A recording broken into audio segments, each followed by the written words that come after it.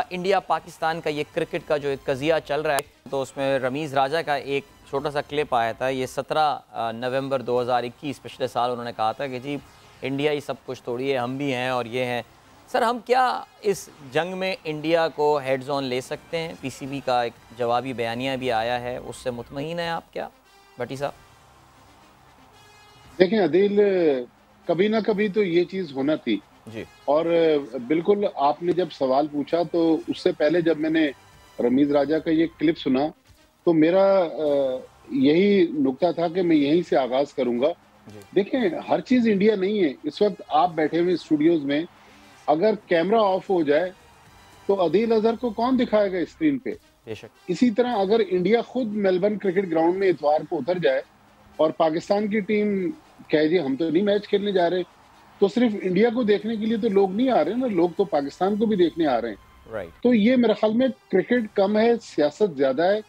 रमीज राजा ने पिछले कोई 7-8 महीने में पहले वो जो न्यूजीलैंड का इंसिडेंट हुआ उस जी हाँ। वक्त जितना एक हार्ड स्टांस दिया, तो मेरे ख्याल में इसी तरह का स्टांस लेने की जरूरत है। क्योंकि देखें, ये international cricket council world cricket को चलाता है। हम जो अजराए मजाक कहते हैं कि ये इंडियन क्रिकेट काउंसिल है, तो मेरे ख्याल में इंडिया को चाहिए कि सियासत को साइड पे रख दें। अगर आप नहीं खेलना चाह रहे पाकिस्तान से, तो 13 साल से पाकिस्तान की क्रिकेट अल्हम्दुलिल्लाह पहले से बिल्कुल ज्यादा है। मजबूत। लेकिन मेरे ख्याल में थोड़ा सा अभी तक तो रमीज राजा ने बहुत अच्छी बातें की हैं। पाकिस्तान क्रिकेट बोर्ड ने जल्दबाजी में अपना रद्द अमल नहीं दिया है। लेकिन मेरे ख्याल में मुझे जो एक चीज नजर आती है, थोड़ा अपनी यादों को ताज़ा करते हुए, 2011 में एक इंसिडेंट हुआ था, अगर आपको याद हो। 2011 में जो वर्ल्ड कप होना था 50 ओवर्स का, जी जी। वो पाकिस्तान, इंडिया, श्रीलंका और बांग्लादेश ने बांग्लादेश। होस्ट करना था। जी तो पाकिस्तान के हालात खराब हो गए तो पाकिस्तान से मेजबानी वापस ले ली। एजाज बट उस वक्त पीसीबी के चेयरमैन थे, उन्होंने आईसीसी को लीगल नोटिस भेजा कि आप किस तरह पाकिस्तान से मेजबानी वापस ले सकते हैं।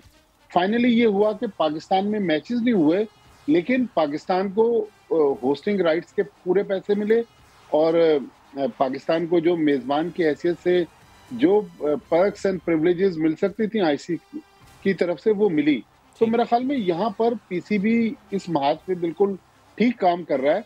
लेकिन एजाज बट के 2011 के स्टांस को सामने रखते हुए लीगल ऑप्शन को भी लेके चले कि ठीक है, अगर सितंबर में इंडिया नहीं आता एशिया कप खेलने तो हम भी नवंबर में नहीं जाएंगे। और रमीज राजा अभी तक जो बात कर रहे हैं कि अगले महीने जो मेलबर्न में आईसीसी बोर्ड मीटिंग होनी है उसमें ये मामला उठाएंगे। देखें, इंडिया अपनी टर्म पे तो वर्ल्ड क्रिकेट को डिक्टेट नहीं कर सकता ना। राइट।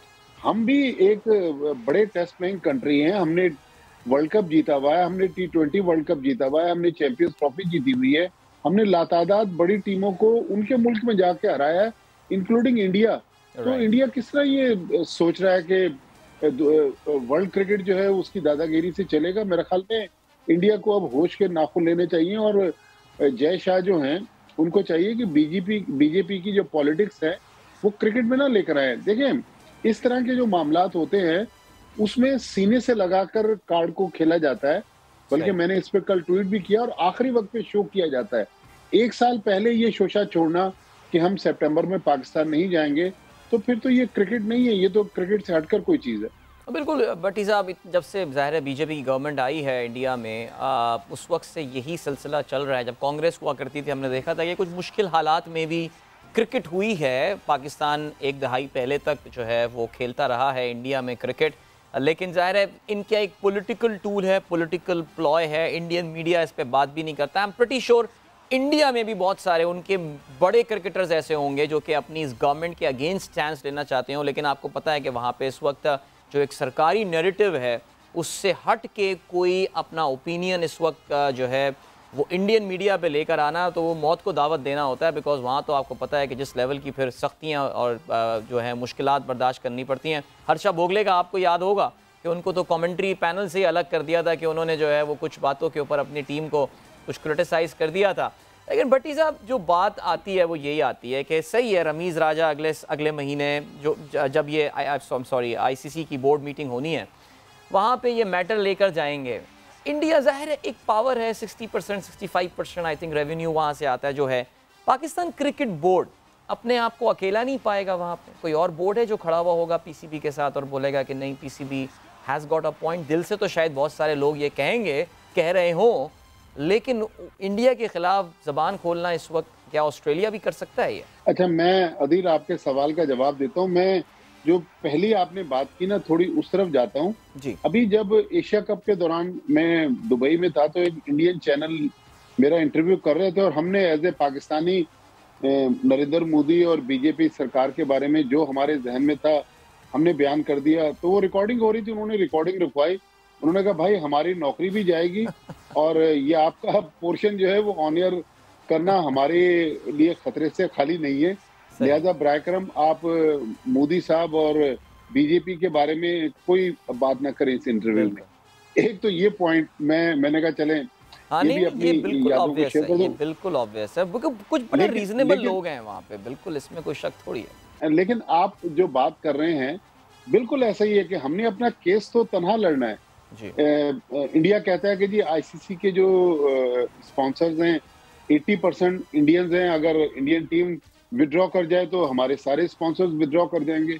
लेकिन इसमें मेरा ख्याल में एक ही ऑप्शन है, वो है लीगल ऑप्शन, जो मुझे समझ में आ रही है जितना मैंने क्रिकेट को फॉलो किया है। लेकिन एक और चीज को भी पीसीबी को जहन में रखना होगा कि हमारी जो क्रिकेट है और आजकल जिस तरह ये जूनियर लीग हो रही है ये हम करवा रहे हैं, ये ज्यादातर हम अपने फंड तो हम जनरेट करते हैं, पीसीबी अपने जराए से भी फंड जनरेट करता है, लेकिन मोस्टली जो पीसीबी की आमदनी है वो आईसीसी से जो सालाना शेयर मिलता है मुख्तलिफ टूर्नामेंट्स का और आईसीसी के जो स्पॉन्सर्स का जो शेयर है वो पीसीबी को मिलता है, उससे पीसीबी के मामला चलते हैं। ये चीज जहन में रखना होगी कि अगर हम बॉयकॉट कर देते हैं तो ऐसा तो नहीं होगा कि पाकिस्तान जो है वो उस शेयर से तो महरूम हो जाएगा, लेकिन फिर क्या हमारी क्रिकेट उसके बगैर चल सकेगी?